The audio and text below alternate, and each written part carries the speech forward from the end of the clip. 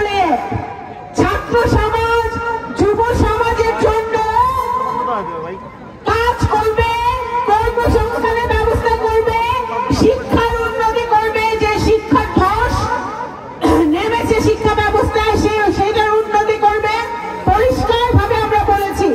এবং আমি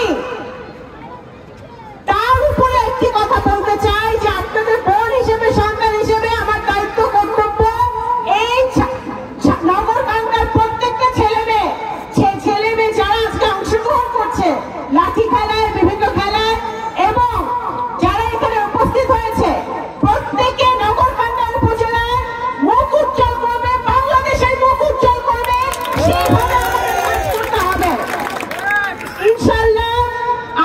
আমি আগেও বলেছি যে আমার এটা স্বপ্ন, নগরকান্দার আমার কোনো ভাই চাকরির জন্য, ব্যবসার জন্য তার যেন তার পরিবার ছেড়ে দূরে থাকতে না হয়। আমাদের উপজেলাতেই আমরা কর্মসংস্থানের ব্যবস্থা করব।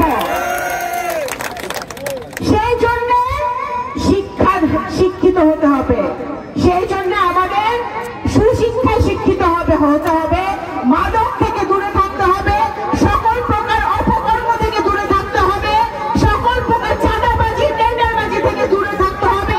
কারণ আমার বাবা ওবায়দুর রহমান সাহেব আমাকে যেরকম শিখিয়েছে, আমার ডাইনে বায়ে যারা দাঁড়িয়েরা, আমার যারা মুরব্বীরা আছে, আপনারাও জানেন, সারা জীবন সে এই শিক্ষায় দিয়েছে সৎ পথে চলতে হবে, সৎভাবে উপার্জন করতে হবে, এর কোনো বিকল্প নাই।